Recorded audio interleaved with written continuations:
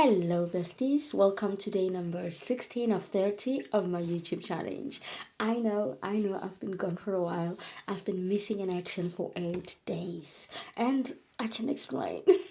So when I came back from my long 10-day vacation, I found that I needed a lot of time to settle things in my business and just to settle things here and there. And another thing, my mother was not well, so as a result I just found myself thinking about home all the time, and unfortunately I couldn't travel to Africa this time around, so I just found that my head was not in the right space. I wasn't uploading much or doing much because I just needed time to pray, to sit and concentrate. Anyway, today I want us to talk about a very important topic. I want us to talk about overcoming low self-esteem. So I'm currently reading a book by Melanie about overcoming low self-esteem, and I've picked up a few things that I'd like to discuss with you, that I'd like to share with you. In case you're somebody who doesn't know who I am, you're thumping in here for the first time. Hi, my name is Gillian, and at the age of 12, I was diagnosed with perirambic syndrome. As a result, half of my face just disappeared over the years, and I didn't know what it was, but I had to fight to get where I am. I had to build my confidence from scratch. I had to build my success from scratch. I had to build my career from scratch with all the difficulties I had to go through. I'm now here, and I love sharing things about building confidence, building self-worth. I love sharing things about my life story, and things that are going to empower you to become the person that you're supposed to become. Anyway, now that we are besties and we are friends, let's talk about overcoming low self-esteem. Now, there are a few principles from the book that I'm reading, and the first one is that low self-esteem is not something you're born with. It's something that you learn. And because you learned it, you can unlearn it. And most of the time, we argue that self-esteem might be something that is inherited or something that is you're born with. This writer and this author, and I agree with her, she argues that low self-esteem usually comes from earlier experiences in life. In childhood, you can have bullying, you can have being told you're not good enough. A child sometimes it's treated second best, and low self-esteem will just accumulate, and as a result, as they grow older, they grow with that low confidence, with no esteem, with no sense of self-worth. So self-esteem can be unlearned because it was learned. Now, the second point that I'd like to bring to attention about low self-esteem is that it's driven by core beliefs. Now, earlier in life, remember we said it's learned. Earlier in life, you'll find that there was a core belief that was installed inside you, and the mind is like a hardware. Once you install a belief, you are like somebody installing a software. Now, if you're told you're not good enough, many times the mind is going to believe it. If you install a software into a hardware, activate it, it will work. And the more you use it, the more things become easier, because the more you practice something, the more something comes easier. So the more they tell you that you're not good enough, or you're ugly, you're not important, you are a burden, you're going to believe it or not. And most of us, we carry stories from the past as to what triggered your low self-esteem. Now, let me share with you about my experience of what triggered my low self-esteem. Now, my low self-esteem was triggered by my condition, and because I grew up just as a confident child, life was perfect. When my condition came and people around me started to show me that I was different, they started to show me that there was something wrong with me, and that is how my low self-esteem was triggered. And because of the society that I come from, where people speculate about witchcraft, where people speculate that there's something wrong with you, where people speculate that you might be cursed, it made me to go a bit into a corner, and I just didn't want to be around people. And as a result, that's where my low self-esteem came from during that time. The thing that I want us to talk about, that's from the book, is the vicious cycle. So Melanie says there is a vicious cycle that or cares that brings you to be a low self-esteem person, and low self-esteem becomes a part of your character. The first thing in the cycle that she talks about is that there's usually a negative core belief. A negative core belief that you installed when you were younger, probably. The core belief would maybe say you're ugly. Let's start from there. When you're younger and people constantly say you're ugly, that's you have the core belief, right? And then the second thing in the cycle is that a critical situation trigger that belief. Now I'll give you a good example. Let's say you're carrying the ugliness that people installed inside you, that you're ugly, and then a critical situation would be walking in the street. When you're walking in the street and people stare at you, you're probably going to sing. They are staring at the ugliness. Once it's triggered, automatic negative thoughts will creep in. How do they creep in? They creep in with something emphasizing it. And they creep in saying, you are making people uncomfortable. You're the ugliest person to walk on earth.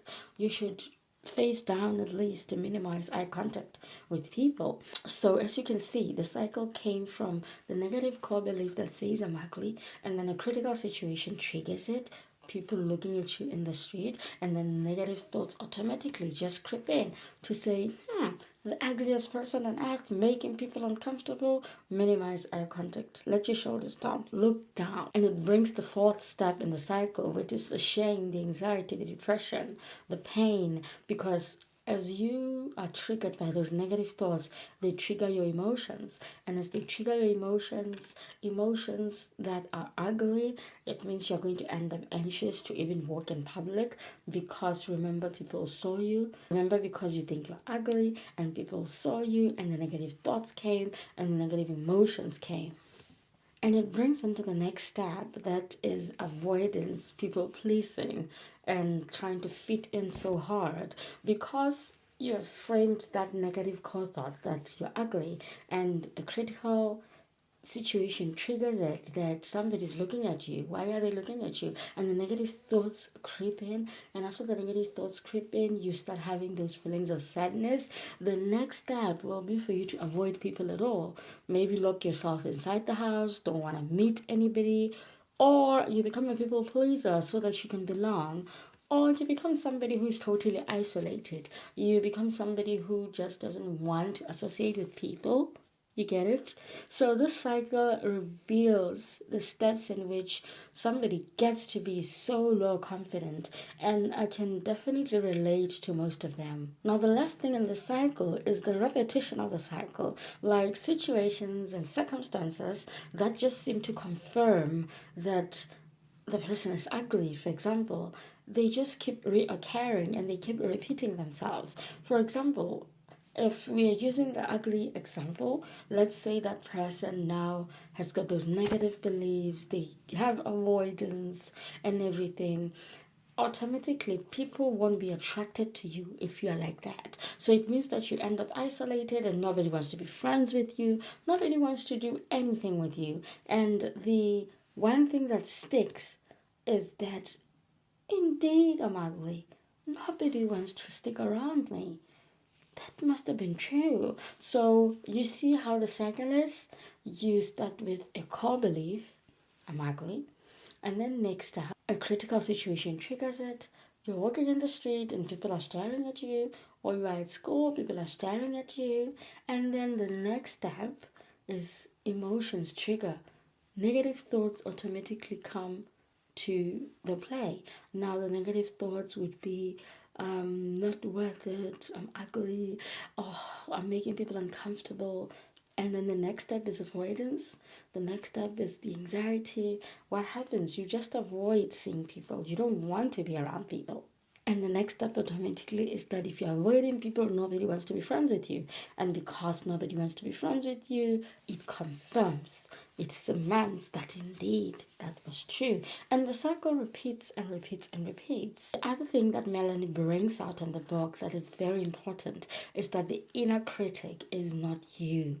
The voice that says you can't do it, the voice that says you're not worth it, the voice that speaks to you that there are better people that can do this and not you, she says that voice is not you. So you cannot automatically take the voice that speaks inside you as a God and say what it says is the gospel, what it says is true.